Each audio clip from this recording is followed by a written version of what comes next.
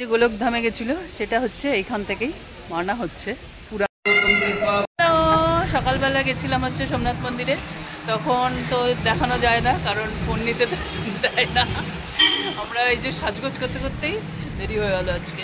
তাছাড়া ভীষণ সকালবেলা গেছিলাম বলে ভীষণ টায়ার্ডও ছিলাম, তাই জন্য আজকে দেরি হয়েছে। তাই জন্য কতবার আমি বললাম। যেদিন আমরা সোমনাথ পৌঁছেছিলাম সেদিনই রাত্রেবেলা 8টার সময় আমরা পৌঁছে গেছিলাম সোমনাথ মন্দিরে দর্শন করতে। খুব ভালো দর্শন হয়েছিল, কারণ হচ্ছে তখন রাত্রির বাজে। মোটামুটি লোকাল লোকজন ততক্ষণে ওখান থেকে বেরিয়ে গেছিল।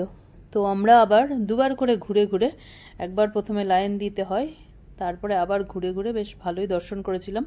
কিন্তু ফোনটা অনেক দূরে রেখে আসতে হয় বলে সোমনাথের কোনো ভিডিও সেইভাবে নেই, অনেক দূর থেকে এটা জুম করে তোলা। তাহলে যাই, চলে আসলাম। এটা হচ্ছে পাণ্ডব গুফা। পাণ্ডবরা অজ্ঞাতবাসের সময় এখানটা ছিল। সূর্য মন্দিরও আছে। চলো দেখতে থাকি না বলে। গুফা পুরোনো সোমনাথ মন্দির। সোমনাথ মন্দিরটা সোমনাথ মন্দির হয়ে গেছে তাই বললো। কামনাথ মন্দির, হ্যাঁ কামনাথ আছে।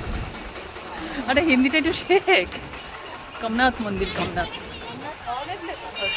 হ্যাঁ শ্রী, ঠিকই বলছি, ওটা সোমনাথ মহাদেব লেখা।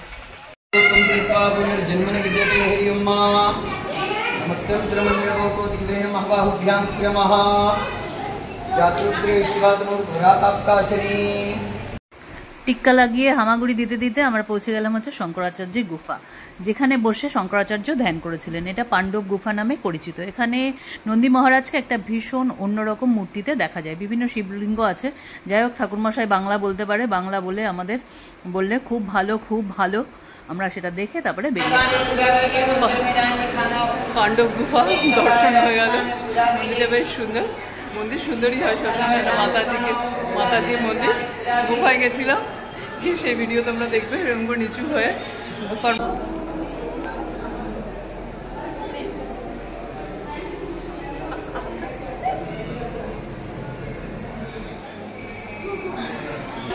চলো আমরা নেক্সট ডেস্টিনেশনে চলে যাই। আমাদের নেক্সট ডেস্টিনেশন ছিল হচ্ছে সূর্য মন্দির, যেটা কিনা গুজরাটের একটা প্রাচীন মন্দিরের মধ্যে অন্যতম। রাস্তায় যেতে যেতে মন্দিরের রাস্তায় যেমন হয় বিভিন্ন রকমের স্টল ছিল। বিশেষ করে সাগরের সামনে যেসব বিচের থাকে সব এইখানে ছিল। অনেক মশলা পাওয়া যাচ্ছিল। জানি না মশলা সস্তা কিনা, কারণ আমরা ট্রাই করিনি। গিয়ে আমরা দেখতে পেলাম একটা সূর্যকুণ্ড। সূর্যকুণ্ডটা বিখ্যাত এই জন্য, পাণ্ডবরা নাকি অজ্ঞাতবাসের সময় এখান থেকে জল নিয়েই সূর্যকে প্রদান করত বা তার সেবা করত। তো মন্দিরটা প্রচুর পুরনো, কিন্তু এটা 1400 শতাব্দীতে বিল্ড করা হয়েছিল, এরকমই জানা যায় আর কি। বিগ্রহ আছে হচ্ছে ছায়া দেবী আর সূর্য। আর দেওয়ালে যেগুলো খোদাই করা আছে সেগুলো হচ্ছে বিভিন্ন দেবদেবতার আছে, আর তার সঙ্গে অ্যানিম্যালও আছে। ভেতরটা ভীষণই হালকা ঠান্ডা ছিল, বেশ ভালো লাগছিল। আর অনেক প্রাচীন বলে ওটা খুঁটিয়ে খুঁটিয়ে দেখতে আমার আর আমার মেয়ের দুজনেরই ভালো লাগছিল। তো আমরা গেলাম, গিয়ে সব কিছু দেখে শুনে আবার নেক্সট ডেস্টিনেশনে চলে গেলাম। চলো তোমাদেরও নিয়ে যাই আমরা নেক্সট ডেস্টিনেশনে। পাহাড়ের ওপরে মন্দির অবস্থিত বলে অনেক কুণ্ড, গুফা, মানে ওরা কি যা যা গুহা ছিল সেগুলোকেই আবার বিল্ড করে করে রেখে দিয়েছে। ছোট ছোট জায়গা, সেখানে অনেক গুফা ছিল। তো আমরা সবগুলোতে ঢোকার চেষ্টা করিনি, কারণ আমার বরমশাই আছেন, দুটো একটা যেতে গেছিলাম, তো বারণ করেছে। আর রোদও ছিল প্রচণ্ড, তাই জন্য আমরা মোটামুটি একটা দেখে চলে এসেছি। এখানে অনেক বাবুই পাখির বাসা হয়েছিল, যেটা আমার মনে হলো যে তোমাদের সঙ্গে শেয়ার করা যায়। তাহলে দেখো বাবুই পাখির বাসাগুলো, ছোট ছোট টুনটুনি পাখির বাসাও ছিল। ওটাই এখানে যা ইমলি, দেখো তোমার সত্যি সত্যি জিলিপির মতো দেখতে। কি করে খায়? এমনি এমনি খাই বোধ হয়। এখানকার ফল ওইটা ছোট আমলা। নেক্সট ছিল গোলকধাম তীর্থ, যেখানে কথিত আছে যে ভগবানের যখন পায়ে তীর লাগে উনি ওখান থেকে প্রভাস ক্ষেত্র থেকে এখানে এসে গেছিলেন, গিয়ে এখান থেকেই উনি গোলকের উদ্দেশ্যে রওনা হয়েছিলেন, বা লাস্ট এই মাটিতেই ভগবানকে লাস্ট দেখা গেছিল। তো সেই জন্য এখানটা এটার নাম হচ্ছে গোলকধাম তীর্থ। চলো দেখতে থাকি। এটা হচ্ছে গীতা ভবন। এখানে এক একটা পিলারের গায়ে গীতার এক একটা অধ্যায় লেখা আছে। এখানে একটা, দুটো, তিনটে করে পুরো 18টা অধ্যায় এই পিলারের গায়ের মধ্যে লেখা আছে। তাই জন্য এটার নাম হচ্ছে গীতা ভবন, গীতা মন্দির। তাহলে গোলকধাম তীর্থের মধ্যে আমরা আর একটা গুফা দর্শন করেছিলাম, সেটা হচ্ছে বলদেব প্রভুর গুফা। সেখান থেকেই নাকি অনন্তদেব বা বলদেব প্রভু লাস্ট প্রস্থান করেছিলেন, তাই জন্য এটার নাম হচ্ছে বলদেব গুফা। আমরা সেটা দর্শন করেছিলাম। তারপরে এখানে একটা মন্দিরের বিগ্রহ আছে হচ্ছে লক্ষ্মী নারায়ণ, আর এটা গোলকের মতন ডেকোরেশন করা আছে। যেহেতু এটা গোলকধাম তীর্থ, সে একটা ফিল দেওয়ার জন্য তারা গোলকধামে গেছিল, সেটা হচ্ছে এখান থেকে মানা হচ্ছে, পুরাণেও তাই লেখা আছে। তাই জন্য হচ্ছে এখানটাই রাখা আছে, জল অভিষেক করা হয়। আর বলরাম দাউজিরও যে গুফা আমরা দেখলাম, সেই গুফাতেই উনি ওখানে বিলীন হয়ে গেছিলেন, ওটাও পুরাণেই লেখা আছে, এই মাটি থেকেই হয়েছিল। তাই জন্য এটা হচ্ছে গোলকধাম তীর্থ দিয়েছে, তাই তো? তো আমরা এখন রোদের মধ্যে প্রচন্ড পরিশান হয়ে যাচ্ছি। প্রস্থান তীর্থ গোলকধাম তীর্থ, গোলকধামেই গেছিল। ঠিক আছে, তাহলে দেখো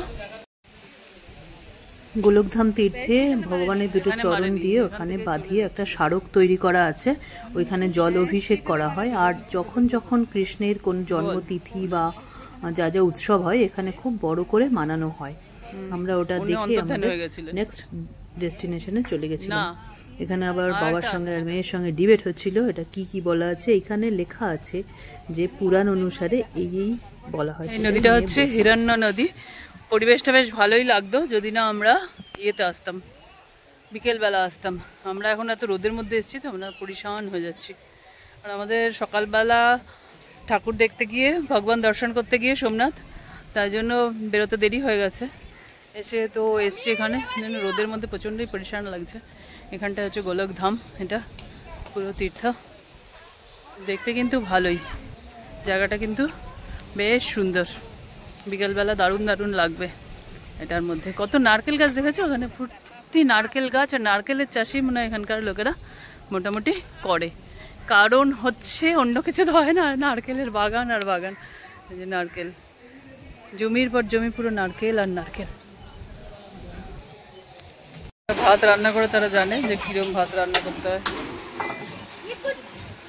इतना गरम पानी, नारियल पानी।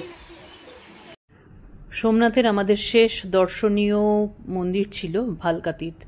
ভালকা তীর্থ হচ্ছে সেই জায়গা যেখানে কিনা পৌরাণিক কথা অনুযায়ী কথিত আছে যে ভগবানের পায়ে যে তীর বিদ্ধ হয়েছিল, জরা নামে ব্যাধ যে মেরেছিল, সেটা এখানেই হয়েছিল ঘটনাটা।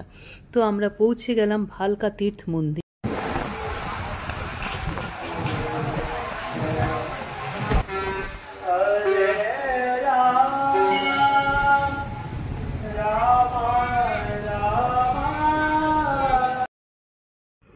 ভালকা তীর্থ মন্দিরে ভগবানের এমন একটা বিগ্রহ আছে যেখানে কিনা ভগবান অর্ধশায়িত অবস্থায় আছেন, আর সেই অশ্বত্থ গাছটাও এখনো মন্দিরের মধ্যেই আছে।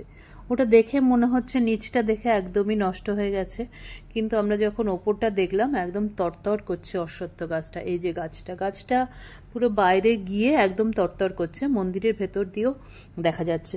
এখানে আর্টটাও সুন্দর। আর এটা একটা আমাদের কাছে বা যারা বৈষ্ণব বা কৃষ্ণ ভক্ত তাদের কাছে একটা খুব মাহাত্ম্যপূর্ণ তীর্থস্থান। দর্শন শেষ হয়ে গেল। এই যে ভেতরে যে গাছটা দেখা গেল, সেই গাছটাই এখান দিয়ে আছে এখনো। 5000 বছর আগের এই গাছটার তলায় ভগবান প্রস্থান করেছিলেন, ভেতর থেকে আছে। সেটা ছবি দেখে এখানেও এটা দেখা যাচ্ছে। নারকেল গাছের বাগান, শুধু নারকেল গাছ আর নারকেল গাছ, নারকেল গাছ চাষ করা হয়। কি গরম, কি গরম! এত দেরিতে বেরিয়ে প্রচণ্ড গরমের মধ্যে আর কি হাইফাই করতে করতে চলে এলাম। মোটামুটি দেখা হয়ে গেছে আমাদের, সাইড সিনে যা যা ছিল সবই হয়ে গেছে। এখন আমরা একটু রেস্টুরেন্টে খেয়ে দিয়ে রেস্ট নেবো, নিয়ে আবার বিকেলে বেরোবো। আজকে লাঞ্চ